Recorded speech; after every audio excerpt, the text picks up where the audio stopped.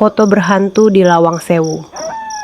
Malam itu, Dimas dan 3 temannya, Raka, Intan, dan Lila, memutuskan untuk mengunjungi Lawang Sewu, bangunan tua peninggalan Belanda di Semarang yang terkenal angker.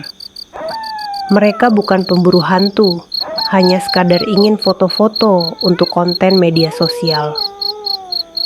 Katanya, kalau foto di depan pintu kaca lantai bawah, sering muncul bayangan orang lain di belakang kita, kata Raka sambil tertawa. Intan menggigil sedikit, jangan bercanda tempatnya aja udah bikin bulu kuduk berdiri. Namun rasa penasaran mengalahkan rasa takut.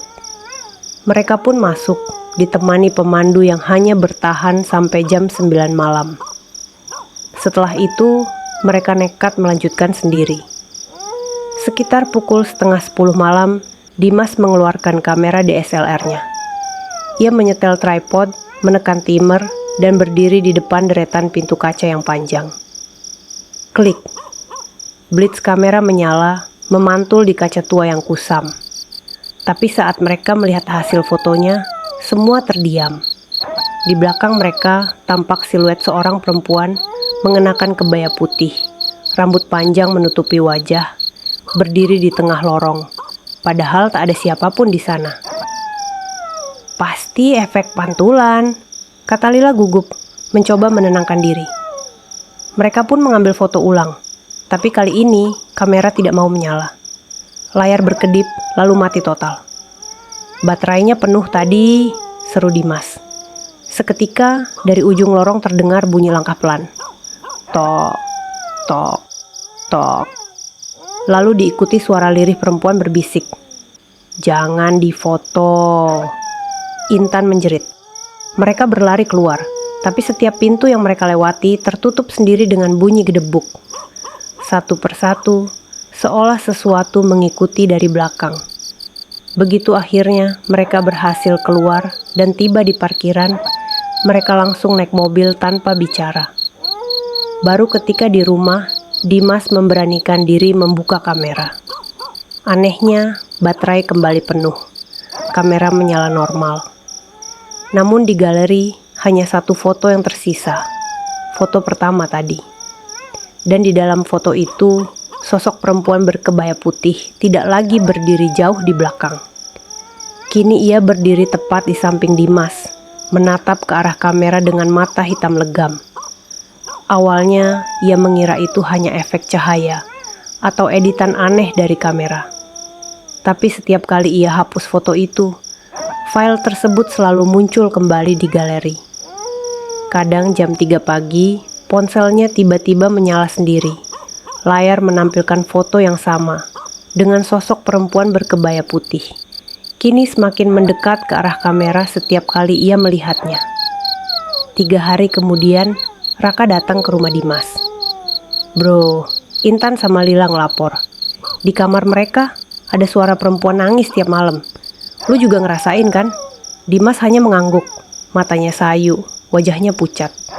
Mungkin dia ngikut dari Lawang Sewu, bisiknya pelan.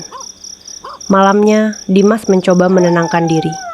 Ia menaruh kamera di meja dan mematikan lampu kamar. Namun pukul 2:47 dini hari, suara klik, klik, klik terdengar, seperti shutter kamera ditekan berulang kali. Dengan tubuh gemetar, Dimas menyalakan lampu. Kamera di atas meja berdiri tegak sendiri, lensa mengarah langsung ke tempat tidurnya. Di layar LCD, foto-foto baru muncul satu persatu. Semuanya foto Dimas sedang tidur, diambil dari jarak dekat.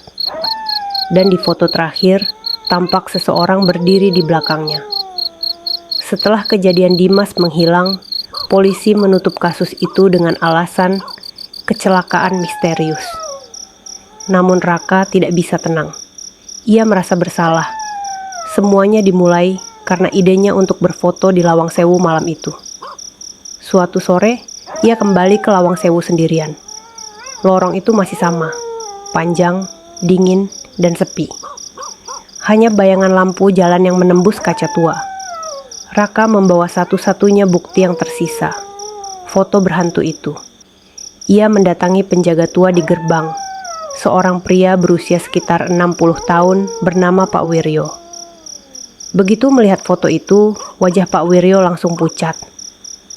"Nah, kamu tak seharusnya memotret di sana malam hari," katanya pelan. "Perempuan itu dulu namanya Ratih."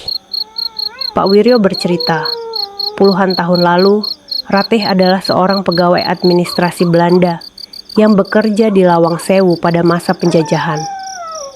Ia dikenal cantik dan lembut, tapi mengalami nasib tragis. Saat Jepang mengambil alih gedung itu dan menjadikannya markas serta tempat penyiksaan, Ratih dituduh berkhianat. Ia dikurung di ruang bawah tanah dan ditembak mati di depan cermin besar, tempat para tawanan dulu diinterogasi. Sejak saat itu, siapapun yang memotret di depan pintu kaca atau cermin besar Lawang Sewu pada malam hari, kadang menangkap sosok Ratih, bukan sekadar bayangan, tapi roh yang terjebak antara dunia hidup dan mati. Dia terperangkap di refleksi. Setiap kali ada yang memotret, dia mencari tubuh baru agar bisa bebas. Jelas Pak Wiryo lirih. Raka menatap foto itu lekat-lekat. Kini, wajah Ratih di foto terlihat semakin jelas, seperti sedang menatap balik padanya. Ia merasakan hawa dingin menyelimuti tengkuknya. Napas terasa berat.